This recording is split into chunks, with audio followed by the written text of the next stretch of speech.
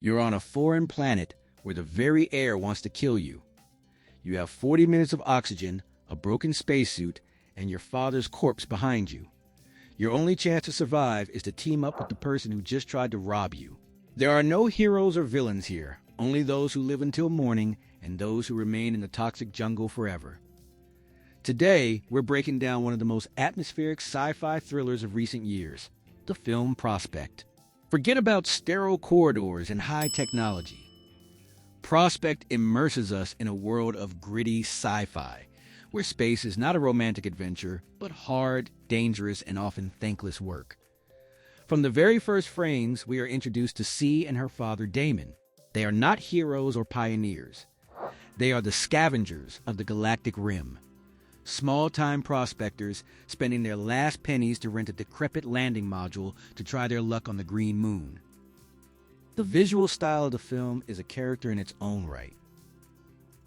Directors Zeke Earl and Chris Caldwell created an incredibly tangible atmosphere.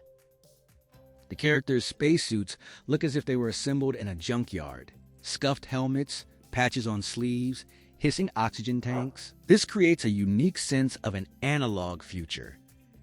Here, the technology constantly glitches, and the monitor interfaces resemble old televisions. This approach immediately grounds the story, making it frighteningly real.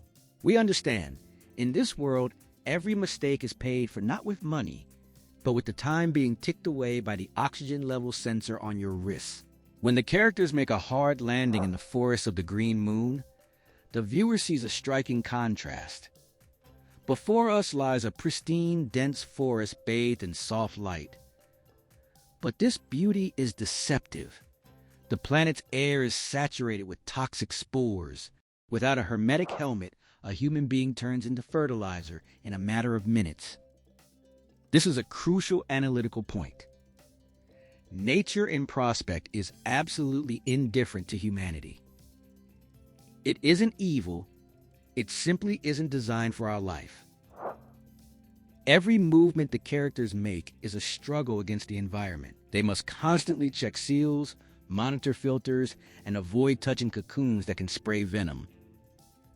We see a classic gold rush model transposed into the conditions of alien survival. Damon's main goal is to find Orlac, valuable gems growing inside organic cocoons. For the sake of this elusive prophet, he is willing to put not only himself, but also his teenage daughter at mortal risk. C's father is a character who is simultaneously tragic and terrifying. He is the quintessential adventurer, the kind who believes that this next haul will definitely change everything. In his eyes, one sees not love for his daughter, but an obsession with Prospect, hence the film's title. He views C not as a child, but as a partner, a function meant to help him strike it rich. Their relationship is devoid of tenderness. It is a business alliance bound by blood and shared desperation.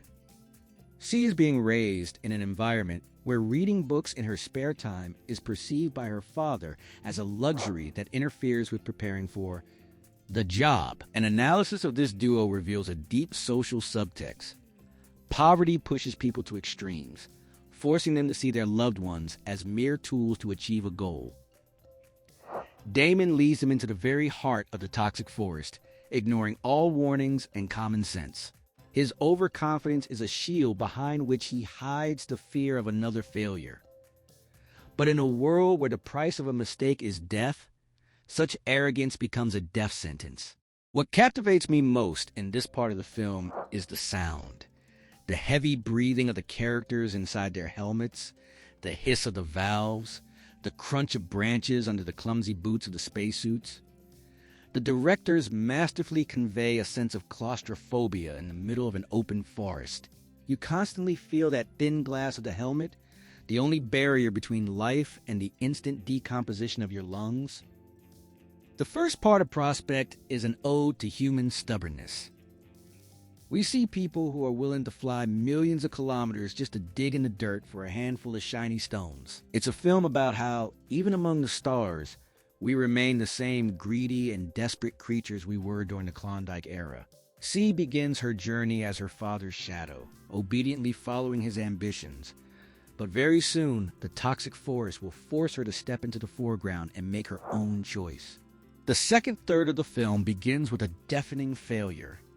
Damon, C's father, blinded by the prospect of easy money and his own overconfidence, makes a fatal mistake.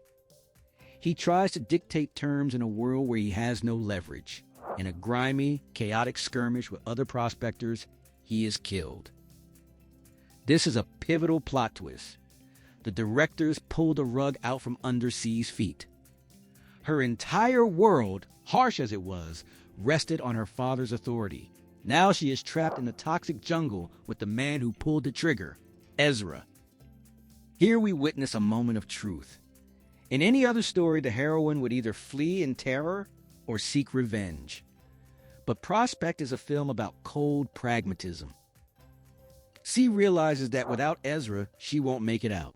He has the experience, he has the information about the ship, and despite his injury, he is her only chance at salvation. This is the ultimate form of coming of age in a matter of minutes. The girl steps over her personal tragedy for the sake of functional survival. She takes a breath and chooses life over revenge. Pedro Pascal's character is arguably the film's greatest find. Ezra is not your typical villain. He is a gentleman of fortune from the Galactic Rim, a man whose code has been forged by years of wandering. He is eloquent, pouring out philosophical metaphors, yet his finger is always on the trigger. His charisma is a tool of manipulation, and C understands this perfectly. Their duo is built on total mistrust. This isn't a story about a kind uncle and an orphan. It is an alliance between two professionals. One, a wounded wolf, the other, a young wolf cub who has just realized her own strength.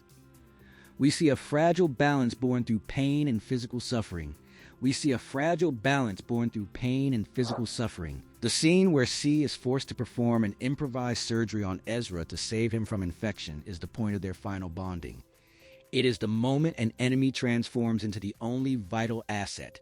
An analysis of their interaction shows that in extreme conditions, morality is a luxury that survivors simply cannot afford. Making their way toward the landing module, the protagonists encounter other groups of prospectors. We see those who have spent far too much time on the Green Moon. These are no longer people, but semi-feral communities that have turned gemstone extraction into a twisted cult. It is a vivid demonstration of what happens to a person when social norms vanish and a resource becomes the sole objective. Against the backdrop of this madness, the alliance between C and Ezra appears to be the most rational thing on the planet.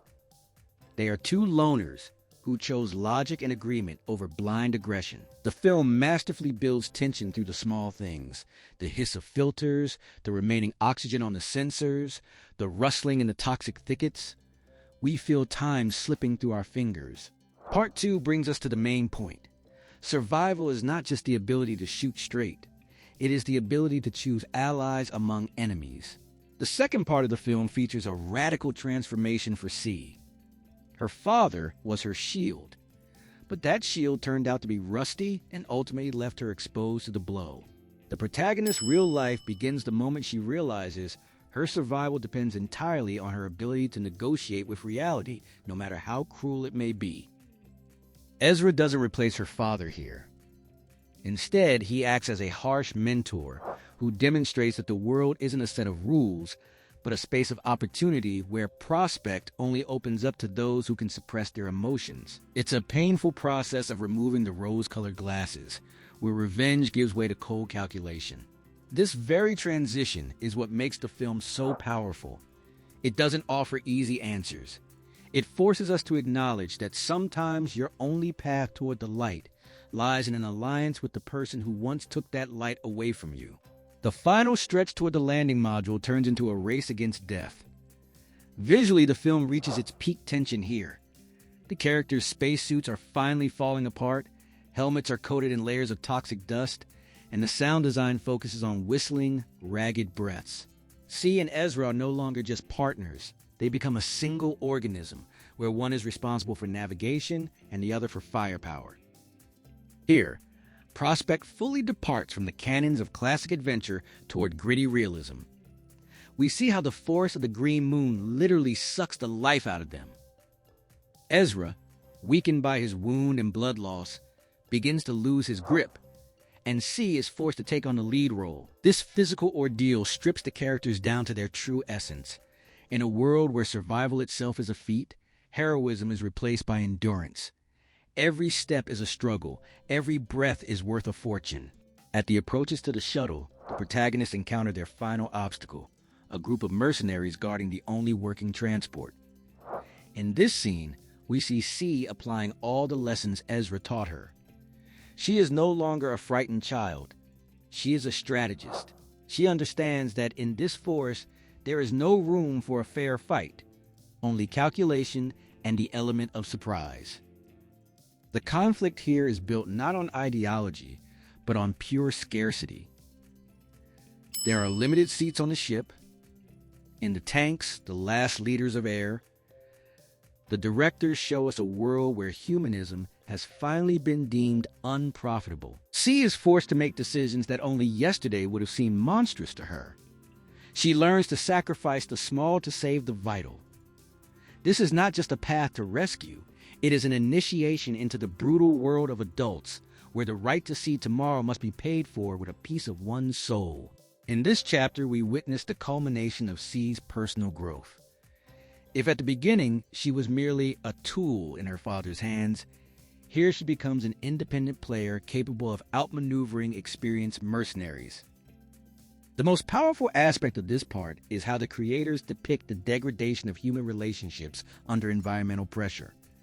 C and Ezra are bound not by friendship, but by a shared vector of movement. It is an alliance against all odds that is only possible in conditions of total scarcity. We see that in the space of the future, it is not the kindest or even the strongest who survives, but the one who adapts fastest to the rules of the toxic forest. C doesn't just survive, she evolves, embracing the very prospect Ezra spoke so much about. Seeing opportunity where others see only death.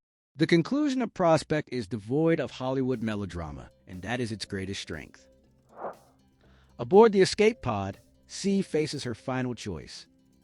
She has the gems her father died for, and she has Ezra, a wounded man who has become her only link to reality. The most powerful moment is when C realizes that the treasures they hunted are merely ballast. If you don't have someone to help, start the engine and seal the hatch.